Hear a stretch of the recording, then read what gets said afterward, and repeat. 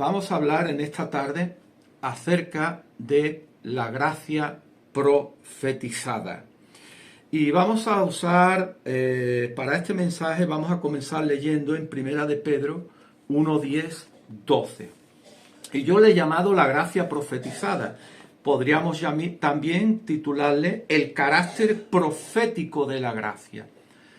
Voy a hablar de la gracia y de cómo esta gracia, que ahora los creyentes estamos viviendo en ella, está profetizada en la palabra del Señor. Entonces leemos en Primera de Pedro 1:10, versículo 10 y 12.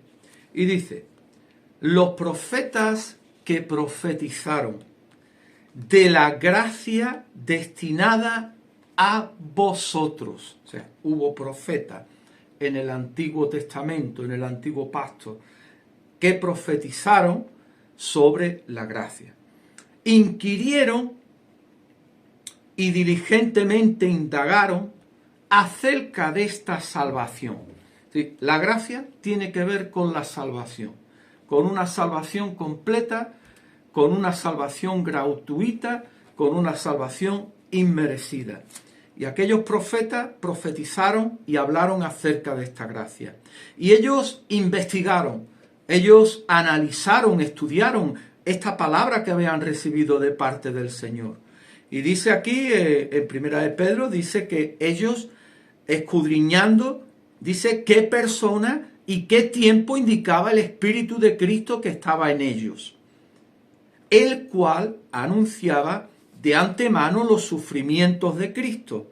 Es decir, por medio del Espíritu de Cristo, porque Cristo ya existía desde antes de la fundación del mundo, es decir, que Jesús es Dios y Él existe desde siempre. Entonces los profetas profetizaron acerca de la gracia por medio del Espíritu de Cristo, escudriñando en qué momento, en qué tiempo, cuál era el kairos, el tiempo oportuno de Dios en el que esta gracia se iba a manifestar en la persona de Jesucristo. Dice, este Espíritu que hablaba a través de ellos, que estaba en ellos, el cual anunciaba de antemano los sufrimientos de Cristo y las glorias que vendrían tras ellos. A estos se les reveló que no para sí mismos, es decir, no para ellos, sino para nosotros, administraban las cosas que ahora os son anunciadas por los que os han predicado el Evangelio por el Espíritu Santo enviado del cielo. Cosas en las cuales anhela mirar los ángeles. Que Dios bendiga su palabra. Muy bien, pues reflexionando en este tema que me ha llamado muchísimo la atención, como este asunto de la gracia, que no se trata solamente de una doctrina, sino que es algo vital. Cuando hablamos de la gracia, estamos hablando, como hemos dicho en otros momentos, estamos hablando de la persona de Jesucristo. Es decir, en el Evangelio de San Juan se nos dice que la gracia y la verdad vinieron por medio de Jesucristo.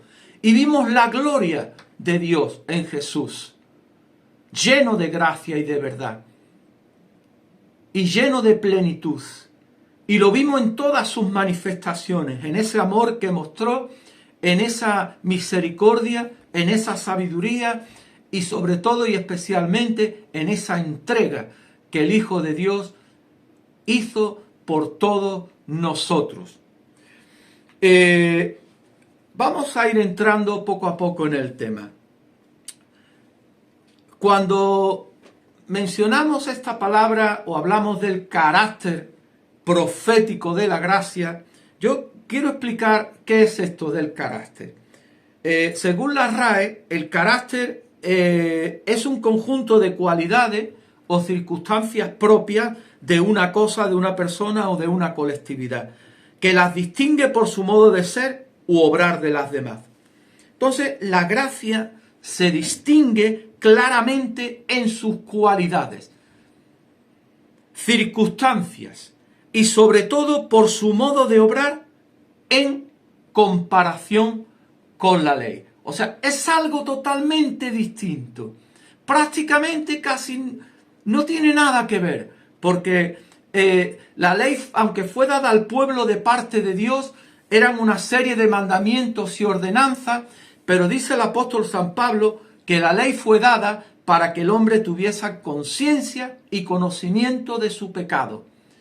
Y cuando él tuvo conciencia de su pecado por medio de la ley, cuando la ley le mostraba lo que era bueno, porque la ley es espiritual y dice San Pablo que la ley es buena, pero la ley muestra el pecado y condena al hombre. Y la ley produce muerte, pero la ley con todos sus mandamientos y todas sus prohibiciones mostraba la debilidad del hombre. Es decir, que el hombre es incapaz de cumplir. El hombre es incapaz de agradar a Dios en el cumplimiento de la ley, porque él es un pecador y él es débil por naturaleza. Entonces la ley lo que hizo fue mostrar cuán pecador, cuán alejado de Dios estábamos y estamos los hombres. Eso es lo que muestra la ley. Cuán pecadores somos y que por lo tanto estamos condenados. Porque dice la Biblia que la paga del pecado es la muerte. Pero también dice la Biblia que la dádiva de Dios, el regalo de Dios, por gracia, esta gracia de la que hablaron los profetas, la dádiva de Dios es vida eterna en Cristo Jesús, Señor nuestro. Entonces por medio de Jesús vino la gracia, pero por medio de la ley estaba y existía la condenación, por medio de la cual nadie podía ser salvo. La gracia reúne todo lo que Dios es y lo que Él ha hecho a través de Cristo para ofrecerse a sí mismo y ofrecernos todo como un don gratuito. Es decir, lo que era imposible por nosotros, lo que era imposible por nuestra propia naturaleza humana, de poder obedecer, de poder agradar a Dios. Ahora Dios en su misericordia, Él envía a su Hijo Jesucristo para ofrecernos gratuitamente esta salvación de la que nos hablaron los profetas. La gracia es algo totalmente distinto al sistema y funcionamiento de la ley. ¿En qué aspecto? ¿En qué sentido? Pablo lo define muy sencillamente, muy claramente. Y él dice que la ley exige y demanda obras. Es decir, que el hombre tiene que hacer. Decía Pablo, porque la ley se reduce en esto. El hombre que hiciere todas estas cosas que están en la ley, vivirá. Vivirá. Lógicamente, el que no las hace, morirá. Nadie ha podido cumplir toda la ley. Entonces, ¿qué es lo que queda? Queda condenación. Queda estar separado de Dios. Queda estar perdido. ¿Por qué? Bueno, en la ley no hay fe. En la ley no hay gracia. No quiere decir que en el Antiguo Testamento, en el Antiguo Pacto, Dios no manifestara su gracia y su misericordia. Sí lo hacía. Claro que sí, en muchas ocasiones Él manifestó su gracia. Y la ley, de alguna manera, era una forma, aunque no perfecta, pero de mostrar la gracia de Dios. Pero no como ha sido mostrada en Jesucristo. No como la tenemos ahora. La gracia sí produce fe. La gracia sí produce fe, que no es nuestra, sino que es don de Dios, nos dice la Biblia. Entonces, estimados oyentes, conocer y entender las cualidades de la gracia es saber cómo opera esta y qué hacen los creyentes y por los creyentes. ¿Qué diferencia tiene la gracia con la ley? Es que la gracia me da la fuerza, me da la capacidad para que yo pueda agradar a Dios. No quiere decir que sea perfecto, pero hay algo más importante todavía. Y es que Jesucristo cumplió toda la ley. Él completó, Él llenó toda demanda de Dios. Y ahora Él esa justicia suya, esa obediencia suya, esa santidad suya, me la transmite a mí, me la traspasa a mí, para que yo sea aceptado y recibido por Dios. Y yo pueda tener su vida y yo pueda recibir la eternidad. Entonces, conocer, queridos oyentes, conocer el valor y la funcionalidad de la gracia es de vital importancia para nosotros los creyentes, para la iglesia. Vamos a ir viendo algunos puntos acerca de este tema. En primer lugar, número 1, el mensaje de la gracia, como hemos leído, es profético. ¿Y esto qué significa? La profecía es inspirada por Dios y en ella no interviene la voluntad humana. Es decir, si es un mensaje inspirado, no sale del corazón del hombre, no sale de los pensamientos, ni la invención, ni la imaginación del hombre. Es revelado por el Espíritu Santo. Y en este caso los profetas dicen que hablaron por medio del Espíritu de Cristo, que estaba en ellos, que anunciaba de antemano. Si el hombre cree, si el hombre colabora y se entrega a esta palabra de gracia, de salvación, aunque no es invención suya, aunque no se ha originado en él, pero esta palabra produce sus efectos, sus resultados. Hemos leído los profetas que profetizaron de la gracia. Por ejemplo, vamos a comenzar dando algunos versículos donde está profetizada la gracia. Vamos a ver en el Antiguo Testamento, en Jeremías capítulo 31, versículo 31. Dice: he aquí que vienen días, dice Jehová, en los cuales haré un nuevo pacto con la casa de Israel y con la casa de Judá.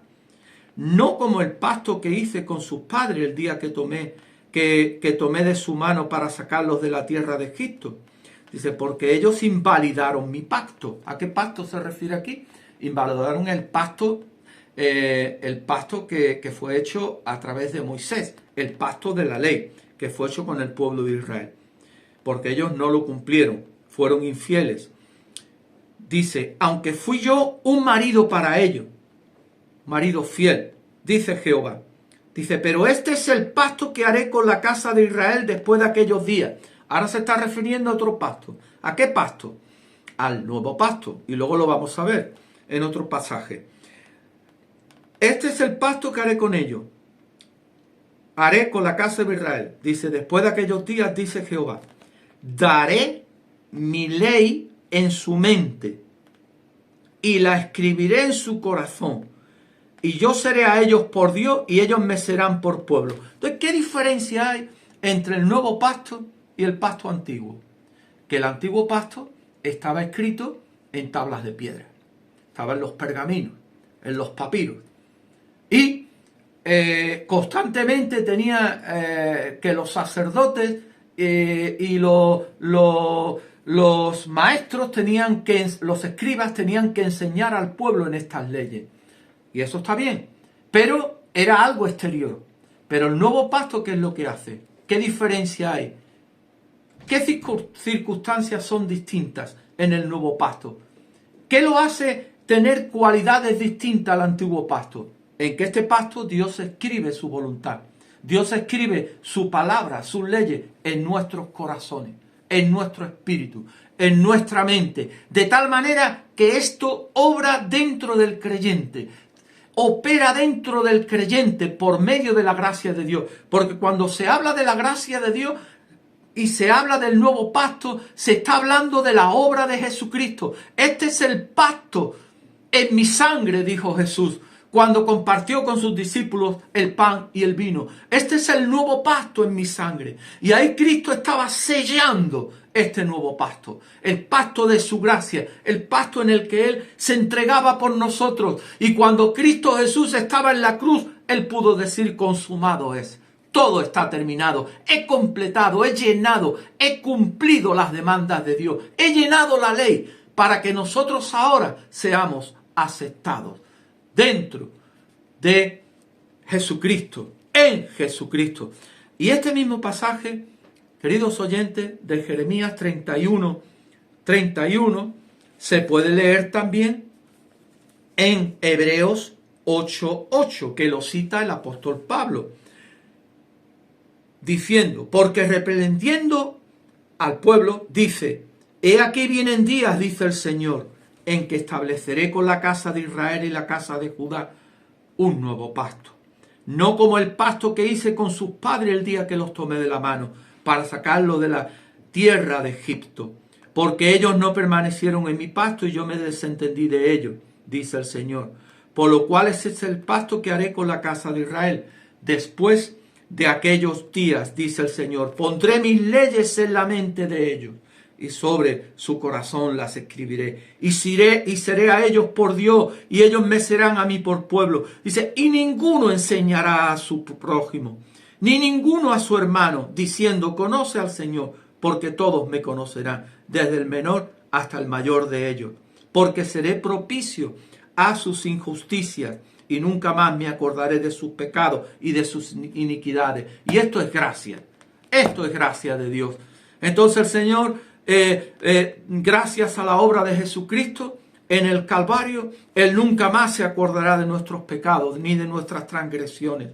Y Él escribirá su voluntad. Dice, y nadie le dirá a otro, conoce al Señor. Dice, porque todos me conocerán. ¿Por qué? Porque tendremos una experiencia personal con Él.